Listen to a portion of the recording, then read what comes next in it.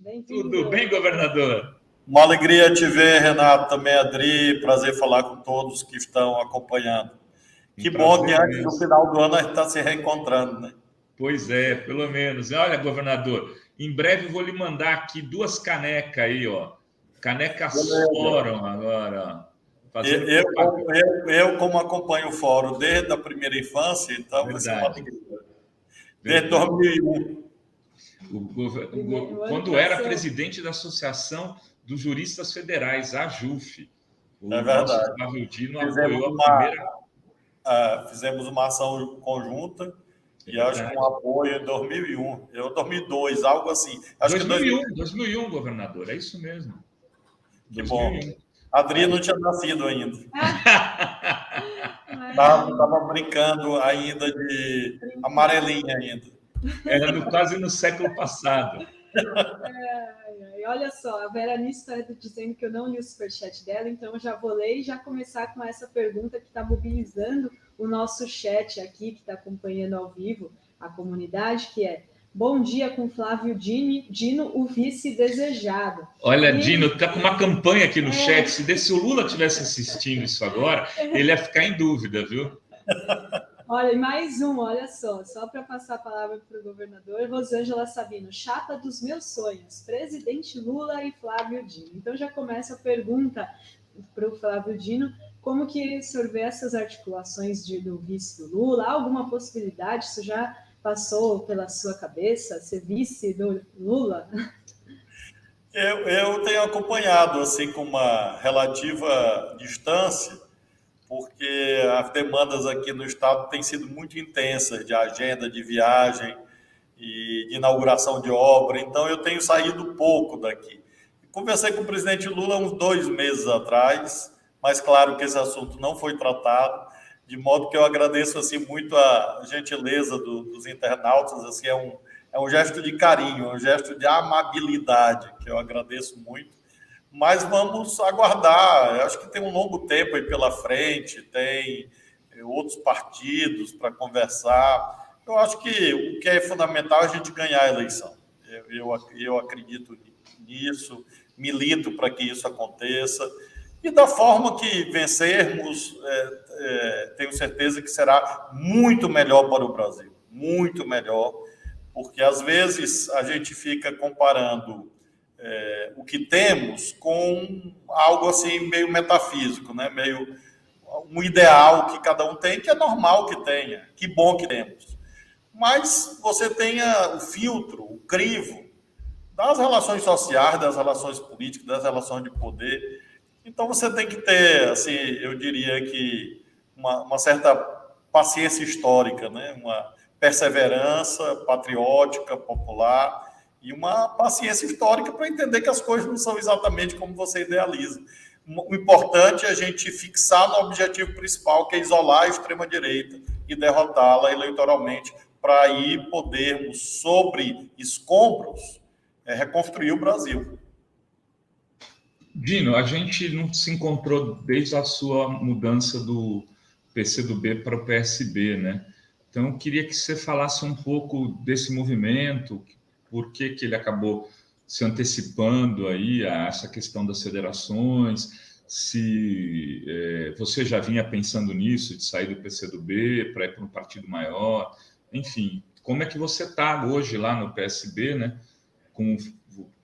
também com novos companheiros de legenda, né, como o Marcelo Freixo? É um movimento, Renato, de facilitação da união. Eu, Freixo e outros temos atuado nesse sentido da convergência, né, do PSB próximo do campo da esquerda e unido, e avançando nesse debate agora da federação. A forma jurídica sempre foi o menos importante. O mais importante é o conteúdo. Qual é o conteúdo? Você precisa unir forças para ter mais identidade, mais energia e resolver certas equações práticas, por exemplo, eleição de deputados. Então, você tem um sistema legal novo que dificulta que partidos isoladamente elejam deputados. Então, você tem que ou fazer fusão, como a gente está vendo aí no campo da direita, o alguns partidos se unindo, se fundindo, ou, nesse caso, eu espero que dê certo a federação. E no PSB vamos estar juntos com essa federação, exatamente com o PCdoB, com o PT e outros partidos, para que a gente possa sustentar a candidatura Lula, pelo menos é a minha opinião, e eleger muito deputado, tanto federal quanto estadual, porque essa federação vai ter muita força para eleger bancadas. E a chegada do Alckmin no PSB, Dino, você tem se... É possível chegada, né? Você tem se pronunciado a favor dessa vinda do Alckmin, né? E você acha que ele é um bom vice para o Lula também? Ou eu estou enganado? Eu tive uma ótima convivência com o Alckmin quando ele foi governador de São Paulo. Eu era governador do Maranhão. E sempre tínhamos uma relação muito cordial, uma relação de muito diálogo e muito respeito. Mesmo em relação ao impeachment, que no final ele acabou se posicionando nessa direção, mas no começo ele tinha uma posição de muito diálogo conosco. Depois, enfim, o partido dele foi para outra direção e, infelizmente, muitos, quer dizer, a imensa maioria, mais de 2/3 do Congresso, acabaram por embarcar nesta tese. Então, acho que não é muito critério essa posição. No impeachment, eu ouvi outro dia uma objeção. No impeachment, eu quero dar esse testemunho. O Alckmin esteve conversando conosco, governadores que defendiam, naquele período, a presidenta Dilma contra o impeachment, e ele dialogava bastante conosco. Então, eu acho que ele é uma pessoa razoável, ponderada, e acho que ele corresponde a essa ideia de ampliação da base social. Porque nós temos uma batalha dura pela frente. Não é uma eleição simples, não é um já ganhou, não é um passeio. É uma extrema-direita com base popular. É verdade que depreciada, sim, mas ainda com muita força, de modo inédito, praticamente na vida brasileira. Então você não pode menosprezar, não pode minimizar. Lembremos que o Bolsonaro derrotou o Haddad. É como se você colocar 50 eleições, Bolsonaro versus Haddad, o Haddad ganha 49, mas o Bolsonaro ganhou uma, exatamente a que valeu. Então você não pode dar sopa para o azar. Por isso que eu acho que quanto mais forças você aglutinar, melhor. Olha só, tem aqui comentários, o Celso Rico diz: respeito a escolha de Lula e votarei nele, seja qual for seu vice. Meu preferido é Flávio Dino. As pessoas... Rovaio, eu vou pedir para depois tu imprimir e mandar tudo lá para o Lula. Tá bom? Eu vou mandar tudo para o Lula. Dá para o Crispiniano falar aqui, ó. Bateu o recorde de comentário por um vice só. Beleza. E a Fátima Lemos diz: sou do time Lula e Flávio Dino, seria maravilhoso. E ainda temos aqui mais um superchat do Fernando Chataginer, não sei se eu falei certo. Sou advogado e filiado do PT desde 89. Gostaria de ouvir a avaliação do Dino, da Drible Rovai, sobre a entrada no espaço da terceira via da Simone Tebet. E eu já pergunto, então, já que a gente começou falando de eleições, também da agora a oficialização do Moro como um candidato político, né? Não que desde a Lava Jato ele já vinha tendo essa atuação política, mas como que você vê agora ele se colocando como candidato? Terceira via inteira, né? Moro, Ciro, a Tebet, Dória que acabou virando candidato. Tem terceira via mesmo, Flávio Dino?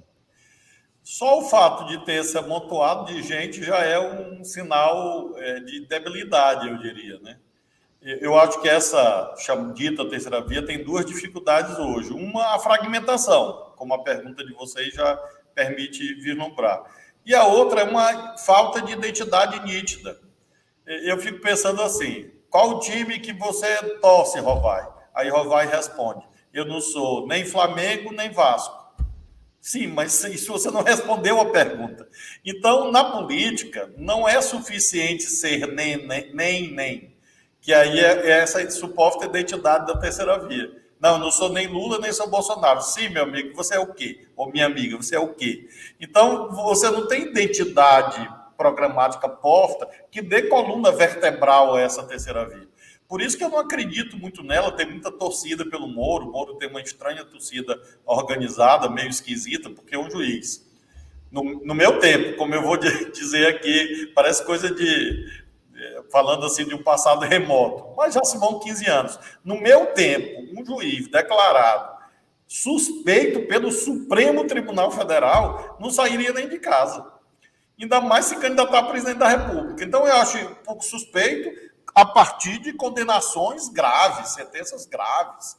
Né? Então, eu considero que, neste caso, estes desvios éticos atestados pelo Supremo descredenciam o Moro ocupar esse lugar.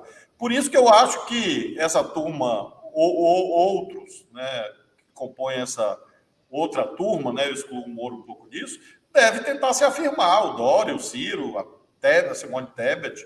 É bom para o Brasil, é bom para a democracia brasileira, que inclusive que a elite, uma parte dessa elite que está se encostando no Moro, procure um porta-voz mais autêntico. É como se fosse assim, uma tentativa mesmo de encosto mesmo, encostado no Bolsonaro.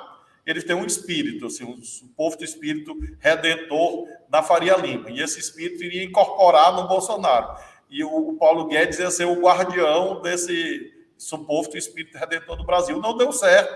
Agora querem se jogar para cima do Moro, também não vai dar certo. Então eu espero que esses outros aí consigam se afirmar. Acho bom para o Brasil que haja alternativas autenticamente centristas, liberais. Acho positivo. A Simone Tebet é um nome muito qualificado. Tive alguns debates com ela em outros momentos e fiquei assim bem impressionado, assim, com uma posição nítida, assim, claro, uma pessoa que tem bons pronunciamentos na CPI, né, lá da Covid, teve uma atitude boa. Então, espero, não é minha praia, não é minha posição, mas eu espero que eles consigam sobrepujar o Moro e o Bolsonaro, né, porque são duas coisas horrorosas na política brasileira. E você tem se posicionado, né, Dino, na questão da candidatura do Dallagnol, por exemplo, como afirmado que ele não poderia nem ser candidato por conta dos processos que tem no Ministério Público. E o Moro, você acha que não teria um tipo de impedimento jurídico aí possível, dado tudo que ele fez como ministro de primeira instância? Quer dizer, o cara vai lá, o cara tá com a toga, negocia um cargo, solta uma delação sacana como a do Palocci naquela eleição, vira ministro. Parece que não tem nenhum processo possível contra isso, eu fico pasmo. É realmente, como eu disse, impactante, né? Porque são condutas graves. Eu realmente não sei se alguém tomou iniciativas de responsabilização por abuso de autoridade, por exemplo, ainda que na época a lei fosse outra, não a vigente, mas a lei antiga de abuso de autoridade poderia servir de referência, mesmo o Código Penal, enfim, mas eu realmente, não sei se alguém tomou essa iniciativa, de modo que acredito que o mais provável é que, neste caso, o impedimento seja feito pelo povo mesmo. Que virá, eu realmente não acredito nisso, de que o Moro vai crescer espetacularmente.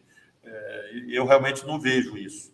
Eu acho que ele não tem autenticidade, porque ele expressaria o bolsonarismo. Ora, se tem o bolsonarismo com o Bolsonaro, por que as pessoas vão escolher o bolsonarismo sem Bolsonaro? Então, não faz muito sentido. Aí, eu acho que essas outras tentativas de terceira via é que, a meu ver, devem se afirmar.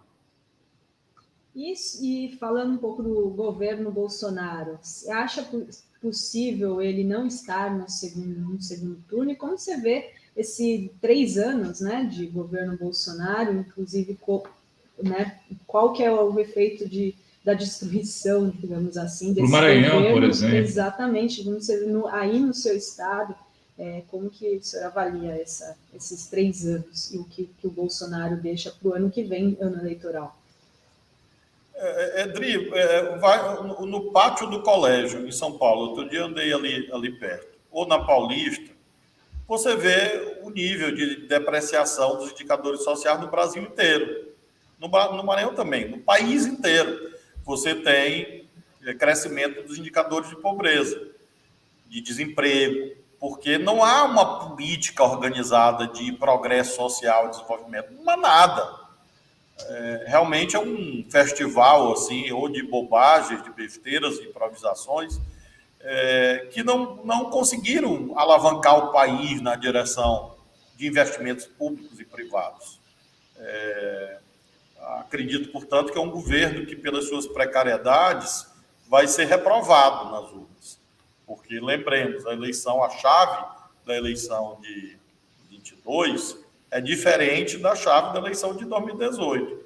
2018, apesar do Temer estar lá, mas há pouco tempo, ainda houve, em muitos sentidos, um certo julgamento do PT, ou uma tentativa desta ser a agenda da eleição. Vamos julgar o PT, julgar Lula, enfim. Em 22, isso não cola.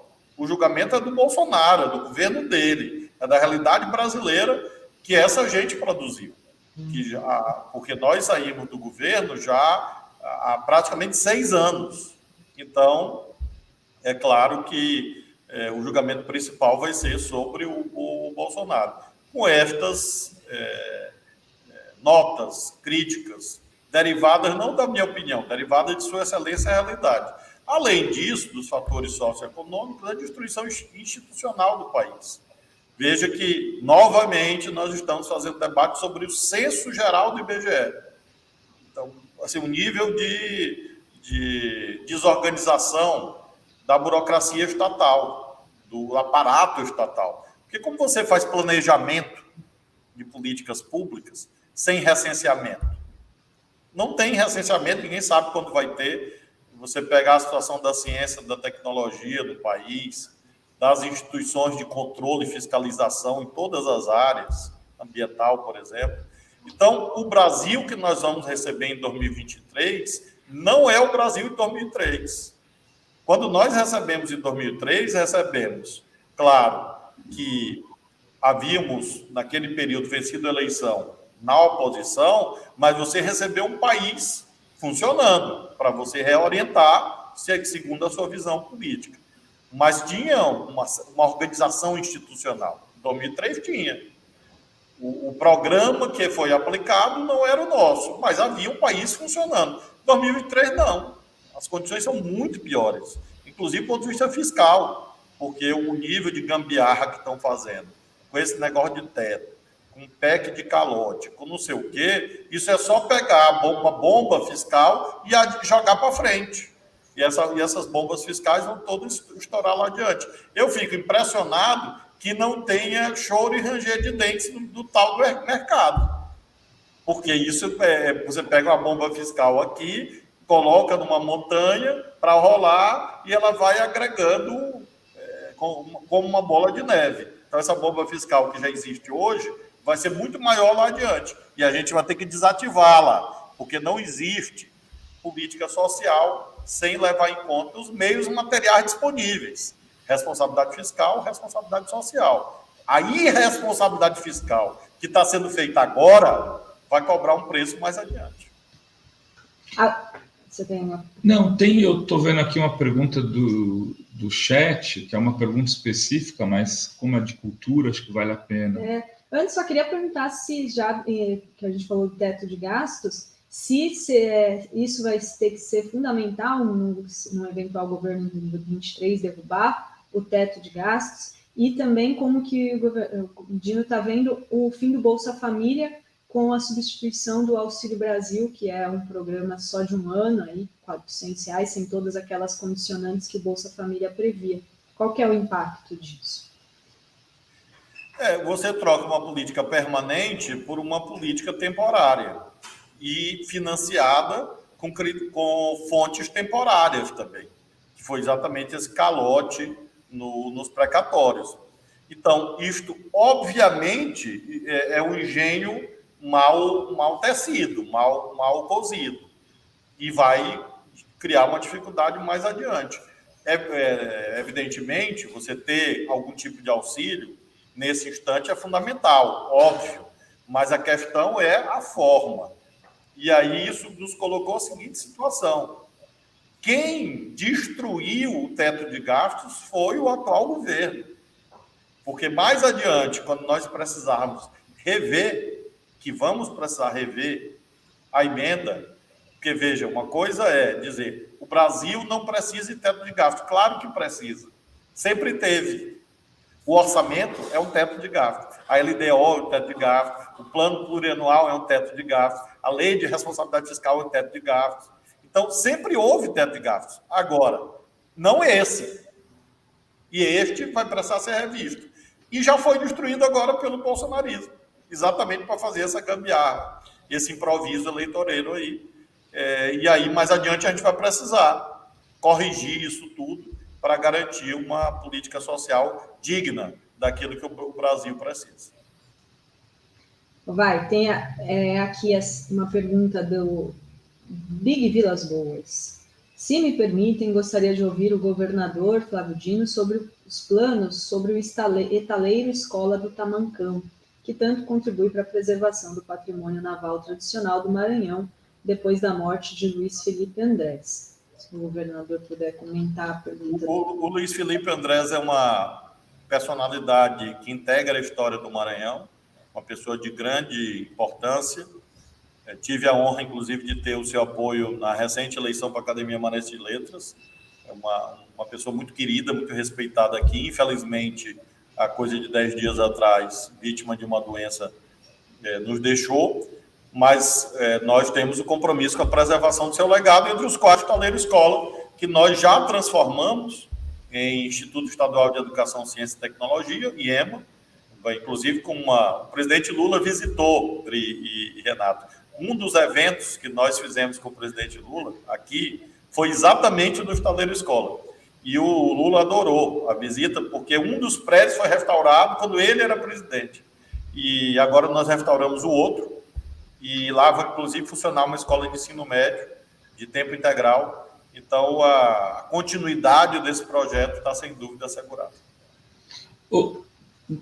Dino, tem um pessoal bravo aqui, que acho que é de servidor do Detran, e falando que não está tendo aumento dos servidores e tal. E eu vi hoje que vocês, no Twitter do Felipe Camarão, de um reajuste salarial de 8% para efetivos e 30% para professores contratados.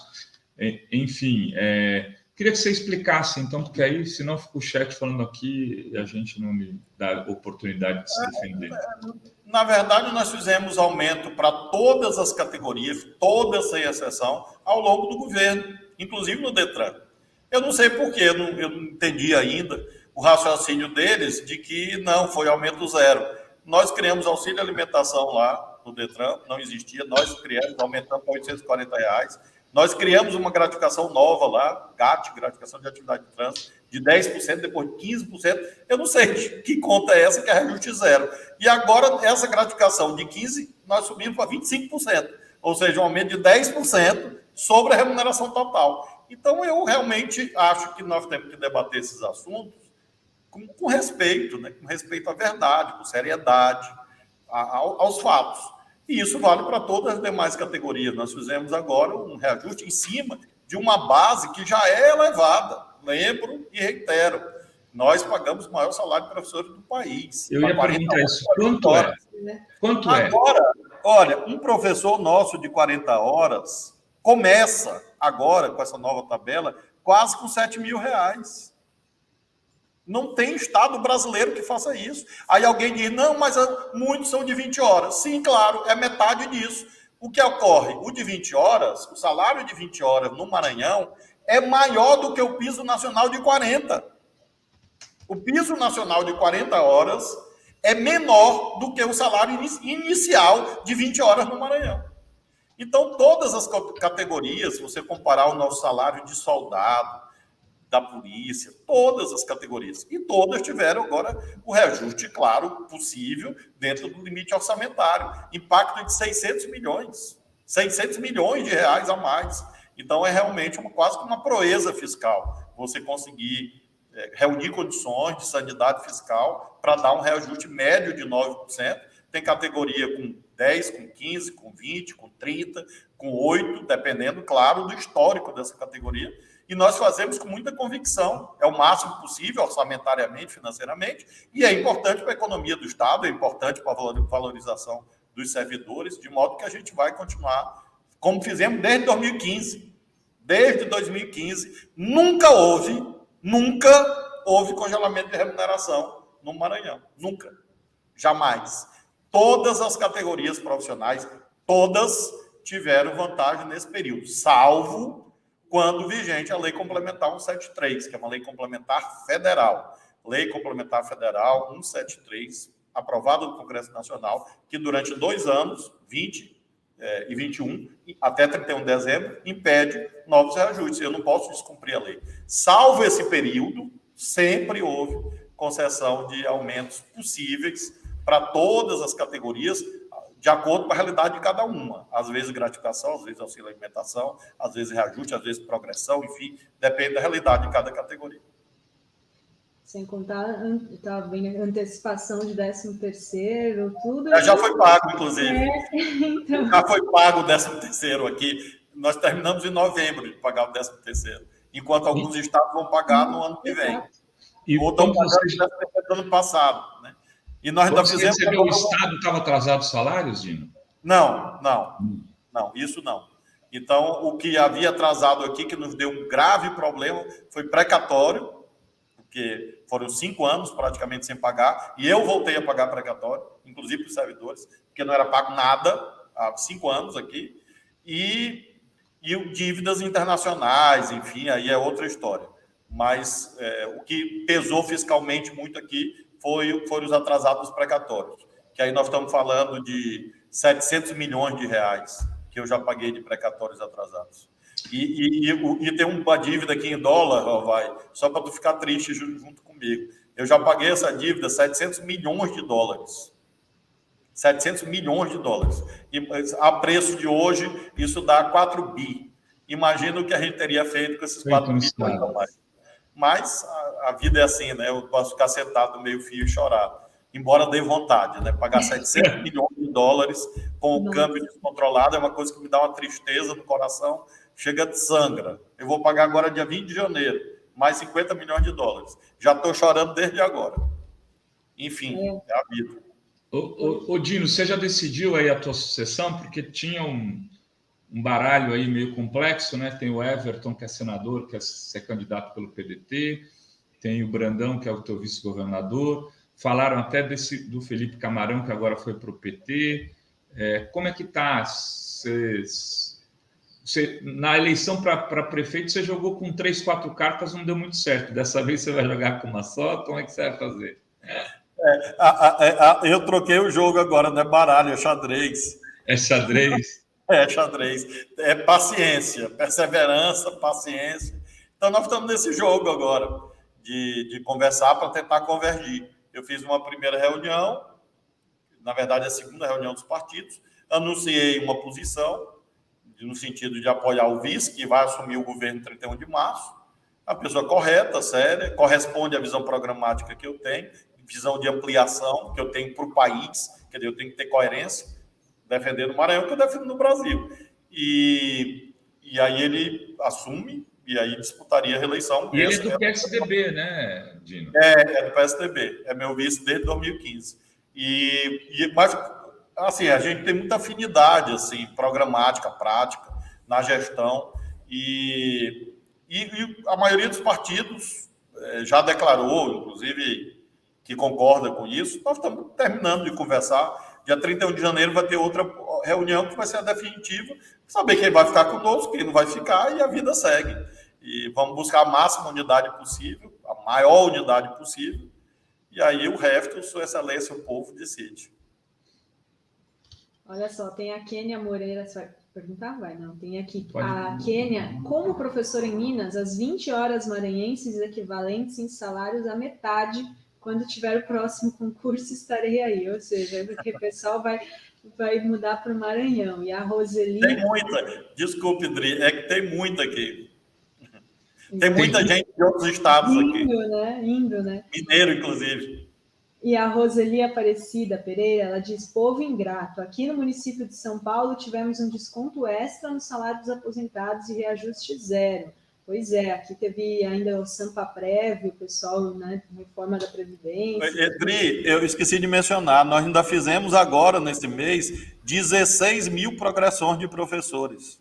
Quer dizer, além do reajuste, nós fizemos 16 mil progressões para os professores. Então, o reajuste de 9% já incide sobre novas remunerações.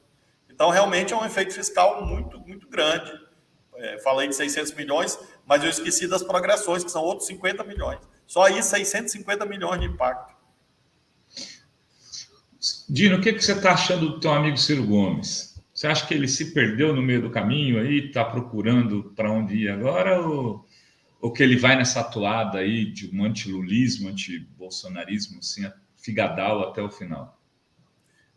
Eu acho que ele vai fazer algumas modulações, eu espero, né? Porque esse caminho de ir com a camisa do Corinthians por meio da torcida do Palmeiras ou vice-versa, parece que não deu muito certo. Então, o Ciro sempre construiu uma identidade mais no campo nacional popular, né? Pelo menos do início dos anos 90 para cá. Então, 30 anos. Ajudou nossos governos, fomos deputados juntos, onde construímos uma ótima relação de muita fraternidade, trabalho conjunto. Então, aí, de repente, ele acha que vai ser uma posição mais conservadora, mais à direita, não funciona, não dá certo. Então, eu espero que ele faça essas modulações e permaneça no debate. Eu acho que a candidatura do Ciro é muito importante, o PDT é muito importante, o trabalhismo é importante, e o Ciro tem muito talento. Agora, com essas modulações, não adianta ser arestoso, criar arestas, exatamente com o nosso campo político. Não faz o menor sentido, não é produtivo, não é útil, e para ele próprio, né? Então, eu espero que ele faça, sim, essas modulações e mantenha a sua candidatura. Você acha que isso tem a ver também com a escolha do marqueteiro? Que o João Santana, que veio daquela história ruim, né, como marqueteiro do PT, acabou sendo preso e tal. Ou é coisa da cabeça do Ciro mesmo? Aí tu me perdoa, eu não sei te responder, porque eu não conheço o João Santana, assim, pessoalmente. Nunca tratei com ele, nunca falei com ele, nunca conversei com ele. Então, eu não conheço a pessoa, então fica difícil para mim julgar. Eu acho que é uma tentativa de achar um espaço político, mas o espaço político não é aí, porque essa via, você teve o pêndulo vamos isolar o campo da direita. Esse pêndulo do campo da direita foi bem para a direita. E aí tem um monte que lá está o Bolsonaro, solidamente instalado. E aí tem uma montanha de gente aqui, um engarrafamento de gente querendo puxar o pêndulo para centro-direita. O Ciro não cabe aí. Não cabe, sociologicamente, eleitoralmente, não cabe. Então, eu acho que a tentativa dele tem que ser mais no nosso campo nacional popular. É essa modulação que eu espero que ele faça, e vai ajudar o Brasil. Quanto mais gente defendendo um programa progressista para o Brasil, melhor. Mas não com uma posição, como eu disse, isolacionista, insulada, porque é o pior lugar na luta política, é o isolamento.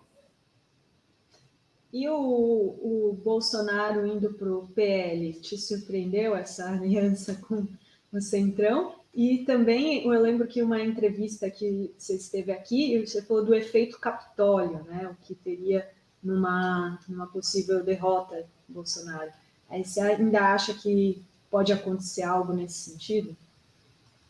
O Bolsonaro do PL é aquele velho filme A Volta dos que Não Foram. Porque ele sempre foi do Centrão, sempre esteve lá e continua lá, onde sempre esteve.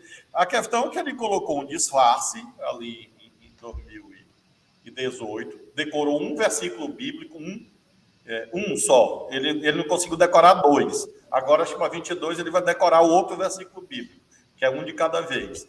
E aí ele decorou um em 2018 para fingir que tinha formação religiosa, um farsante. E depois disse que era contra o Centrão, contra não sei o quê, contra a política, contra sabe Deus do quê. Para enganar ali, criar uma identidade, deu certo. Agora ele voltou entre aspas, onde ele sempre esteve. Sobre a questão do golpismo, ele permanece no coração dele. Quando houve aquela cartinha lá que o Temer escreveu, no dia 7 de setembro, 8 de setembro, eu disse claramente, aquilo ali não tinha sinceridade. Ele assinou porque era o jeito. Porque ele ali buscou um golpe de Estado e não conseguiu. A carta era era uma peça de rendição de alguém que achou que fosse liderar uma marcha miliciana e não conseguiu. Tramou, orquestrou, armou, organizou e fracassou. E aí fez aquela cartinha. Mas o coração dele continua lá, sonhando de querer uma espécie de Führer, de Dutch. E não é nem uma coisa nem outra. E fez essa carta, Dinho, e mudou de postura, de alguma maneira, né? Tudo bem, ele continua um troglodita, tal, mas ele mudou de postura. Ele deu uma recuada real mesmo, me surpreendeu. Ele recuou, quer dizer, real, assim, no sentido na aparência, né? Claro que na essência não. Aparentemente, sim. De vez em quando, esse real dele, a essência dele emerge, né? Agora emergiu com essa história do bater no Supremo, etc. Então, ele fez ali um recuo tático. Agora, a Adri pergunta, lá adiante, se tiver condições ou necessidade de ele ensaiar ou tentar ou impulsionar o golpe de Estado, sim, fará, sem dúvida nenhuma. Sem dúvida alguma. É um antidemocrata visceral, ele é contra a eleição, é uma pessoa autoritária. Então, é preciso nos acautelarmos em relação a isso. Eu fico muito preocupado. Eu sou um otimista, eu tenho entusiasmo, eu tenho alegria do que eu faço. Mas, obviamente, nós não podemos fazer com que esses bons sentimentos que nós precisamos deles impeçam que a gente tenha uma análise da realidade. Então, a realidade é difícil, é dura. Tem jogo difícil pela frente.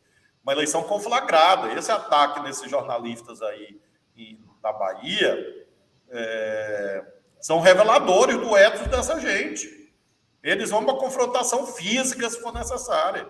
Aquele coronel do Exército, que devia estar afastado, que é um coronel do Exército brasileiro, não pode fazer aquele tipo de ameaça. Isso é coisa de miliciano. E aí, aquele coronel do Exército que devia estar afastado, porque descumpriu o regulamento disciplinar do Exército, revelou o que passa pela cabeça dessa gente, de que eles vão resolver as coisas na violência física. Então, nós vamos ter um ano difícil pela frente. Mas vamos comemorar no final do ano. Em 2022, nós vamos comemorar. Mas vai ser um ano difícil. Flávio, como é que está a questão de criar bloco partidário? Agora fugiu a palavra. Federação. Rapaz, ficar velho é uma droga, viu? Federação partidária. E você defende, né, a federação partidária. E eu queria que você falasse um pouco disso, inclusive do ponto de vista da possibilidade de surgir uma federação PT e PSB, que é uma coisa que esquentou, né? Vai ficar velho não é uma droga, não. É bom demais. A outra hipótese é antecipar a chegada ao reino dos céus. Pois é bom também, mas é melhor chegar em outro momento. Fico aqui. Melhor fico aqui sem memória, mas não tem problema. Aí você não está velho, você é jovem. Hoje, um homem de 50 anos ou uma mulher de 50 anos pode lutar para ter mais 30, 40, tranquilo. Né? Então, em relação à federação, eu tenho defendido essa tese há bastante tempo. Na verdade, quando eu cheguei na Câmara em 2007, eu fui relator adjunto do subrelator de um projeto cuja relatoria era do Caiado, hoje governador de Goiás. E o PFL, na época, defendia junto conosco. Outro dia eu fiz um debate com a CM Neto e com o Rodrigo Maia e o Kassab, e lembrei isso a eles, que em 2007 nós estávamos juntos, à esquerda, com o PFL, defendendo federação partidária. E nós perdemos, na ocasião, a votação no plenário da Câmara, por 15 votos. Mas aí a tese voltou agora. Então, eu acho bom, porque permite que você faça convergências partidárias sem destruir partidos. Porque você mantém as identidades, agora junta numa legenda eleitoral. Isso vai ser bom, Ravai, eu acho, e eu espero que dê certo, PT, PSB, PCdoB e outros, inclusive para eleger mais deputado, porque as sobras e os votos de legenda, você soma dentro de uma legenda eleitoral. Então, em vez de eleger 120, dá para eleger 140. Assim, por baixo, né? Por baixo. E isso é muito importante para que a gente possa colocar o Brasil em um rumo de progresso social novamente. E como é que tá? Você acha que vai dar certo? Acho que sim. Eu acho que nós estamos naquela fase de namoro às antigas. Os namoros hoje em dia são mais rápidos, né? Mas aí é eu que vou dizer. No meu tempo, o namoro era mais lento. Então, eu acho que está por aí, mais ou menos. Um namoro mais lento, e que há um processo de convencimento, de persuasão. Mas eu acho que vai dar casamento, sim, eu tenho impressão. Porque aí seria uma federação do PT e do PSB e uma outra do PCdoB, Rede e PSOL? Não, tem quem defenda isso, eu sou contra, eu defendo uma federação única. Exatamente pelas razões políticas e eleitorais que eu mencionei. Política no sentido de dar mais unidade, quer dizer, você tem um programa único, uma direção única e mais gente defendendo a mesma coisa. Quanto mais você fragmenta, menor o efeito do seu movimento. E isso é quase que uma derivação de uma lei da física. Então, se você converge, unifica, um vetor, você consegue superar obstáculos, romper barreiras, acho eu. Então, essa é a razão política. Maior convergência programática. E as razões eleitorais são aquelas que eu disse. Se você junta numa só legenda eleitoral, você coloca os votos de legenda e as sobras partidárias. As sobras são aqueles votos que ficam perdidos após você eleger um número X de deputados. Então, vamos imaginar que, um exemplo prático para todos que nos acompanham, vamos imaginar que para eleger um deputado no Maranhão, você precisa de 100 mil votos. E uma legenda partidária X, o PSB, faz 230 mil votos. Então, elegeu 2. Esses 30 mil votos são chamados de sobra. Quer dizer, eles não servem para nada, vamos chamar assim, né? Agora, se você está numa federação, esses 30 mil que sobraram do PSB se somam com 10 mil que sobraram do PCdoB, com 50 mil que sobraram do PT, e elege mais outro deputado. Por isso que é importante você ter mais gente na federação. Bom, tem aqui o pessoal dizendo que não é a idade, Rovai, é o estresse de ter o Bolsonaro como presidente. É a falta de férias, viu, Dino? Mas precisando ir para o Maranhão, pegar para os lençóis maranhenses. Olha só, eu queria perguntar, você passou por um dos principais desafios aí para um gestor público, que foi a pandemia, né?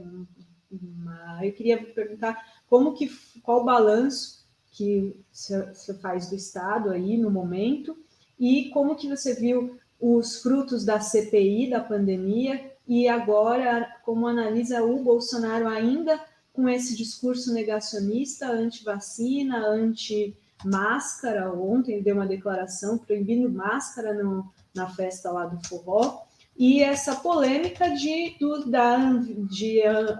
da decisão de ter que quem entre no Brasil apresente, né, o certificado de vacinação. Mais uma vez, o Supremo Tribunal Federal apontou a direção correta e nós tivemos, até aqui, êxitos no combate à pandemia por conta desse eixo. Supremo, governadores, Congresso Nacional, em grande parte.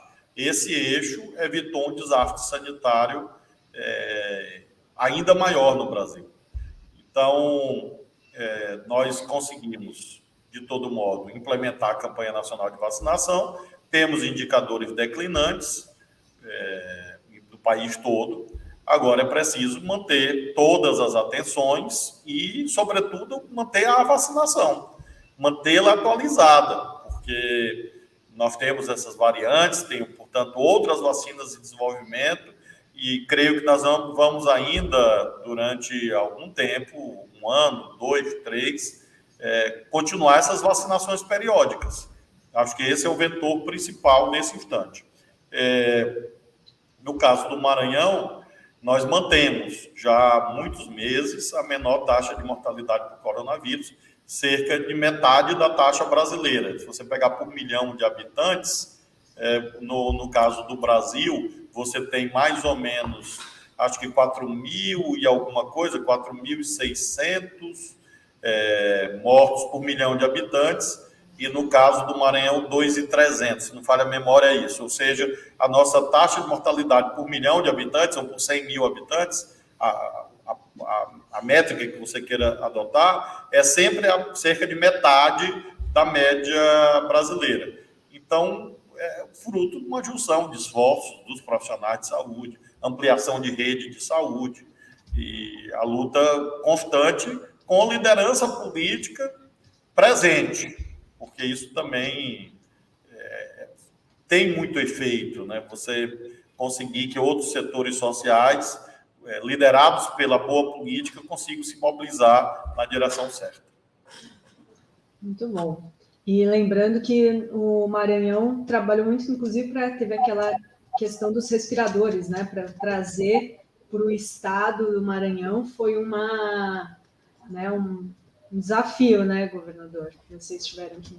Sim, sim. Tem até um livro sobre isso, quem se interessar, Adri, que é de um jornalista, Wagner William. Eu li uma biografia dele, inclusive do Marechal Lott, e ele tem outra biografia também da Maria Tereza Goulart. E aí, ele acompanhando essa história, um belo dia ele fez contato, quero contar essa história. Então, ele tem um livro, acho que chama Operação Etiópia-Maranhão, Operação Secreta Etiópia-Maranhão. Eu olhei aqui agora na tela. E aí ele conta bem essa história, que foi realmente muito intensa. E o curioso é que tentaram nos perseguir pelo êxito da compra dos respiradores. Quer dizer, curioso, assim, no sentido de peculiar, né? Mas realmente algo abjeto, eu diria. Mas, graças a Deus, já acabou tudo, todos os processos foram arquivados. Tinha um processo administrativo fiscal contra o governo do Maranhão. Nós ganhamos na Justiça Federal, foi trancado esse processo.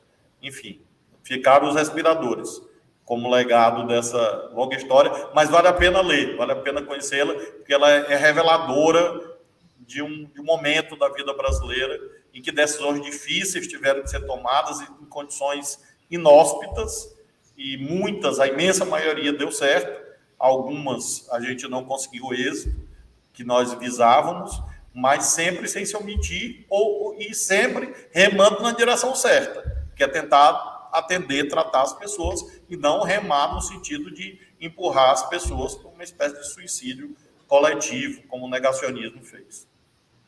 Estamos quase se aproximando aqui dos finalmente, governador, mas eu queria que o senhor fizesse um exercício aí de análise política, não é de futurologia, né? Mas o que nos espera em 2023, né, se o Lula vier eleito presidente da República, qual a sua expectativa? Quando o senhor olha o momento atual, as composições políticas, as dificuldades, porque muitas vezes a gente vê as pessoas assim, não precisa fazer aliança com ninguém, porque tem que ganhar pela esquerda, como se a gente estivesse num período meio que pré-revolucionário, né?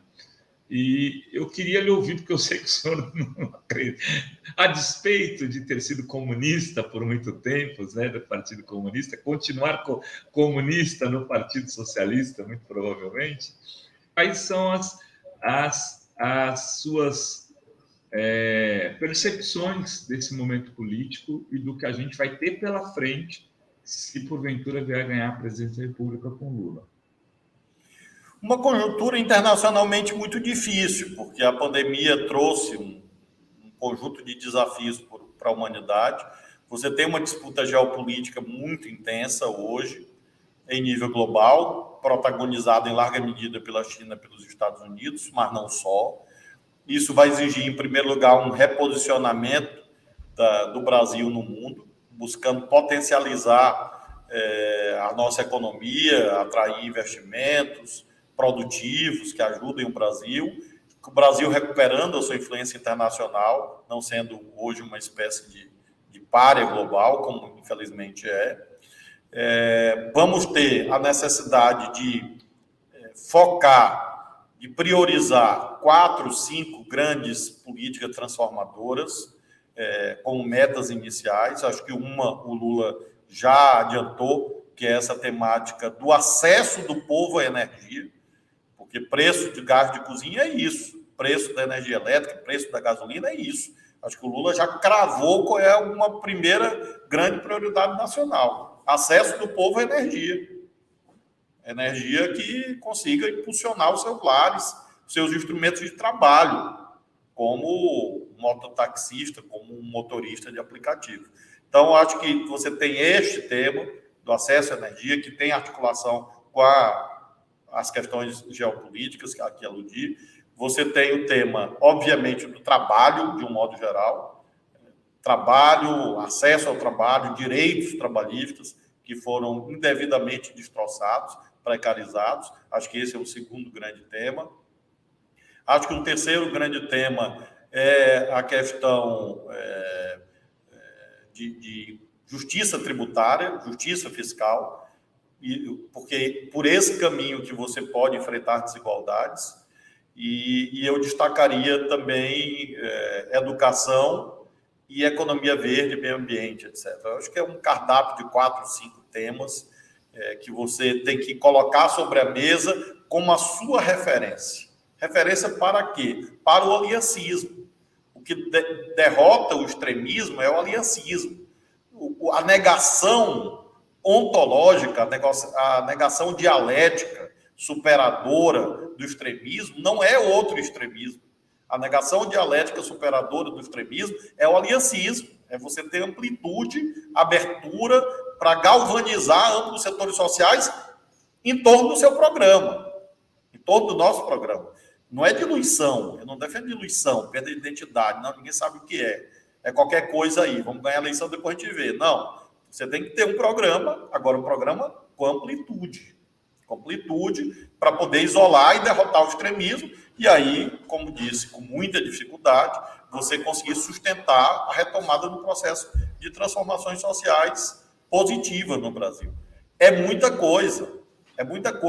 Ser minimalista hoje é ser absolutamente revolucionário, porque a conjuntura é muito adversa, muito mais adversa do que em outros momentos que nós já atravessamos.